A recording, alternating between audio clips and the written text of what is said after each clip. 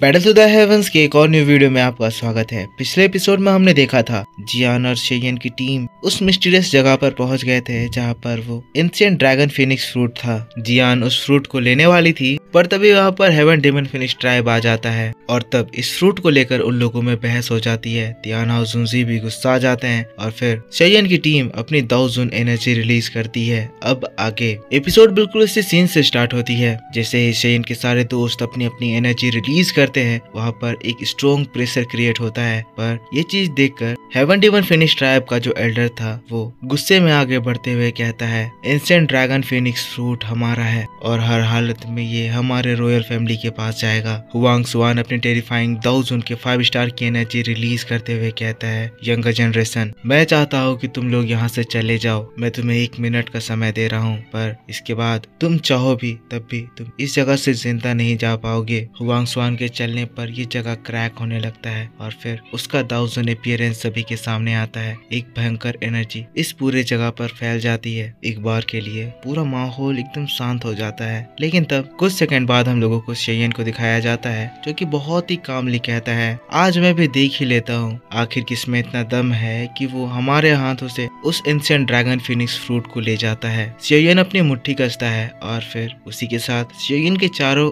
ओर puppets appear होने लगते हैं। ये सारे पपेट्स शेयन ने एंशिएंट रुइन के बाहर से लिए थे और इनमें से एक पपेट तो ऑलरेडी अपग्रेड भी हो चुका है। शेयन की ये सेना बहुत ज्यादा स्ट्रॉन्ग लग रही थी जिसको देखकर फेंगचिंग गुस्साने लगती है। शेयन उसके एल्डर जो कि दाउजुन के 5 स्टार लेवल पर है उससे भी नहीं घबरा रहा है। फेंगचिंग को ये शेयन का घमंड लग रहा है पर डीप डाउन उसे ये पता है कि शेयन अब कितना ज्यादा ताकतवर हो चुका है। सभी एक दूसरे को घूर कर देख रहे हैं, बैटल के स्टार्ट होने की तैयारी कर रहे हैं। तब एल्डर हुआंग सुआन अपना मुंह खोलते हैं, कहते हैं ठीक है सभी लोग तैयार हो जाओ, इनमें से कोई भी जिंदा नहीं बचना चाहिए। कहते हुए हुआंग सुआन चार्ज करते हैं और उसके पीछे उनकी पूरी सेना शेयन की टीम के ऊपर अटैक कर देती है। हम लोग शेयन को देखते हैं जो कि उन लोगों के इस अटैक को देखकर अपना हाथ उठाता है, कहता है इन लोगों को सबक सिखाने का समय आ गया। जिसके बाद दोनों टीम एक दूसरे से भिड़ जाती है, खतरनाक टकराव होता है, खतरनाक फाइट स्टार्ट हो जाती है। हम लोग सियोंगजान को देखते हैं जो कि टाइगर ट्राइब के लीडर को अटैक कर दिया है। टाइगर ट्राइब का ये दाउजुन बहुत कॉन्फिडेंस में है कि वो इस बियर बीस्ट को तो आराम से हरा देगा। पर इस जगह पर हम देखते हैं सियोंगजान जो कि बियर किंग है जिसके अंदर ड्रैगन ब्लड भी है। इस टाइगर दाउजुन को इतना भयंकर मारने लगता है कि इसकी हालत खराब हो जाती है। सियोंगजान की मार को खाकर वो बहुत ज्यादा गुस्सा हो रहा है पर वही सियोंगजान बहुत ज्यादा कॉन्फिडेंट है, उसको चिढ़ाने लगता है बच्चे क्या तुम्हारा इतना में ही हालत खराब हो गया? अभी तो मैंने शुरू किया है, अभी तो मैं तुम्हें गंदे कपड़े की तरह धोऊंगा। फिर हम लोगों को दूसरी फाइट को दिखाई जाती है। ये फाइट लिटिल फेरी डॉक्टर और ले जुनजी के बीच में हो रही है। ले जुनजी दाउजुन के 3 स्टार पर है और लिटिल फेरी डॉक्टर भी दाउजुन के 3 स्टार के पीक पर है। पर ले जुनजी अपनी 3000 लाइटनिंग मूवमेंट टेक्निक का इस्तेमाल कर रहा है और पलक झपकते ही वो लिटिल फेरी डॉक्टर के पास आ जाता है और उसके ऊपर अपना पाम अटैक करता है। लिटिल फेरी डॉक्टर इस फोर्स से पीछे हो जाती है लेकिन उसके बाद ले जुनजी बहुत ही घमंड में कहता है शेयन तुम्हारी टीम तो कमजोर है, ये लिटिल गर्ल मेरी स्पीड के सामने अपने आप को नहीं बचा पाएगी। ले जुनजी यहाँ खुश हो रहा था लेकिन तब उसके हाथों में उसे एक जलन महसूस होती है। जब वो अपने हाथों को देखता है कि उसके हाथों में एक स्ट्रॉन्ग पॉइजन अफेक्ट कर रहा है। ले जुनजी घबराते हुए अपने हाथों से जल्दी से उस पॉइजन को हटाता है। लिटिल फेरी डॉक्टर के ऊपर दोबारा हमला करता है पर सीन शिफ्ट होकर हम लोगों को तीसरी फाइट को दिखाई जाती है। ये फाइट तियाना जुनजी वर्सेस वुल्फ ट्राइब के लीडर दाउजुन से हो रही है। वुल्फ ट्राइब का लीडर तियाना जुनजी के ऊपर अपने स्पेशल अटैक्स करता है पर तियाना जुनजी उससे बच जाते हैं। पर फिर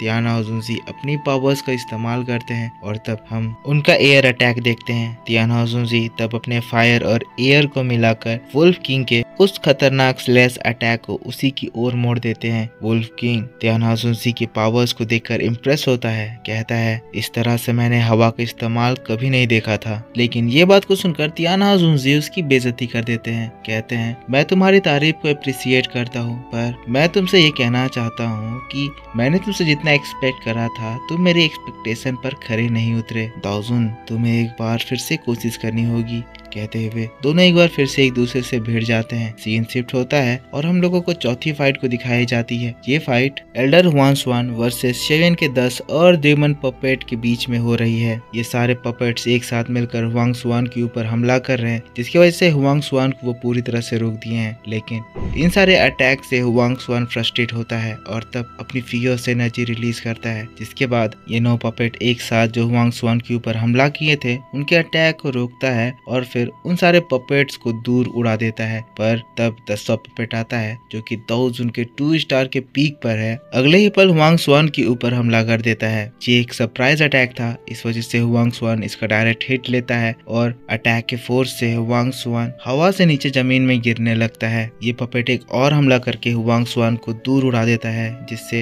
हुआंग स्वान पहाड़ों में टकराते हुए जमीन पर पहुंच जाता है। शियन की ये पपेट की सेना बहुत ज्यादा स्ट्रॉन्ग हो चुकी है और वो दोबारा एक साथ मिलकर हुआंग स्वान के ऊपर अटैक करने के लिए चल देती हैं। हुआंग स्वान को समझ में आ जाता है कि इस तरह से वो इस फ्रूट को कभी भी नहीं ले पाएंगे, इसीलिए तब वो फेंग चिंगर को कहते हैं, फेंग चिंग उस फाइट को छोड़ो और हमारे एंसेस्टर को जगाओ। अब हमारे एंसेस्टर ही हम लोगों को इस फाइट से निकाल सकते हैं। फेंग चिंगर जो कि दूसरी ओर जियान से फाइट कर रही थी, जियान के मार खाते हुए दूर उड़ जाती है, पर फिर वो अपने हाथों को दांत से काटते हुए एक ब्लड समनिंग स्टार्ट करती है। ये फॉर्मेशन इस जगह पर present heaven demon phoenix type के उस ancestor ancient heaven demon phoenix को लाइफ फोर्स देकर जगाने वाली है। फेंग चिंगर अपने ब्लड को अपनी एनर्जी से मिक्स करती है, जिसके बाद ये सारी ब्लड एनर्जी अपने एंसेस्टर के कॉर्प्स में डालती है। एंसेस्टर का कॉर्प्स इतने साल बीत जाने की वजह से एक कंक्रीट पत्थर में बदल गया है, पर ये समनिंग इतना ज्यादा स्ट्रॉन्ग है कि इस स्टेट से भी वो इस बीस्ट को जगा सकती है। पर तब ये चीज देखकर हम लोग जियान को देखते हैं, जो कि कहती है, तुम लोग यहाँ पर अपने एंसेस्टर को जगा रही हो, तो क्या तुम्हें ये लगता है कि मैं यहाँ अपने एंसेस्टर को जगा नहीं सकती हूँ? मेरे एंशिएंट वर्ल्ड ड्रैगन एंसेस्टर तुम्हारे एंसेस्टर से ज्यादा ताकतवर थे। अब मजा आएगा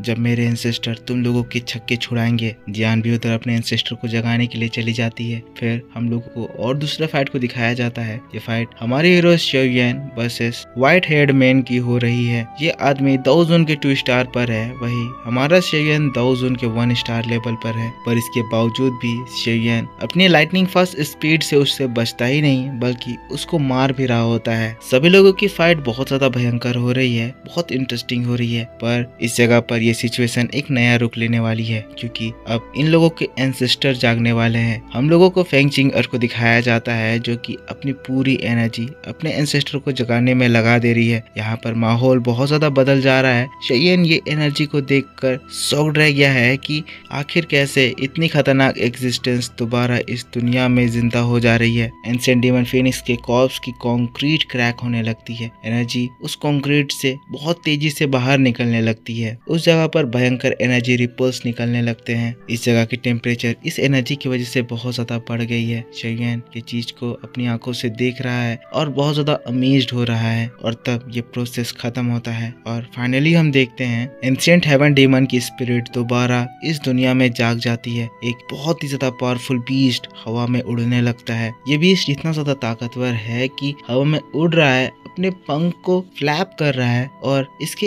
इतना ही करने से हवा में क्रैक्स आ जा रहे हैं। एंशिएंट हेवन फिनिक्स बहुत ज्यादा स्ट्रॉन्ग है और इसकी पावर को देखकर सभी लोग घबरा गए हैं। एंशिएंट फिनिक्स हवा में तैर रहा है, अपना कमाल दिखा रहा है, अपनी पावर दिखा रहा है। शेयन ये चीज देखता है, कहने लगता है ये तो असली एंशिएंट फिनिक्स भी नहीं है, ये बस उसकी स्पिरिट है। और ये स्पिरिट इतनी ज्यादा ताकतवर है कि ये चाहे तो एक झटके में हम सभी लोगों को एक साथ मार सकती है। हेवन डेमन फिनिक्स ट्राइब के लोग अपने एंसेस्टर को देखकर बहुत ज्यादा खुश हो गए हैं। लेकिन तब दूसरी ओर हम लोगों को जियान को दिखाया जाता है, जो कि खुद भी अपने एंसेस्टर को जगाने की सेरेमनी स्टार्ट करती है। सबसे पहले तो वो अपने बड़े फॉर्म में ट्रांसफॉर्म होती है और उसके बाद अपने ड्रैगन ब्लड का इस्तेमाल करते हुए ब्लड एनर्जी अपने एंसेस्टर के कॉर्प्स में ट्रांसफर करती है। यहाँ ये ड्रैगन एनर्जी फेंग चिंगर की एनर्जी से बहुत ज्यादा स्ट्रॉन्ग लग रहा था और हम इसका इफेक्ट देखते हैं। ड्रैगन कॉर्प्स जो कि कॉन्क्रीट हो चुका था दोबारा एक गोल्डन एनर्जी से जगमगाने लगता है। ये नजारा इतना ज्यादा इंटरेस्टिंग था कि सभी लोग अपने अपने फाइट छोड़कर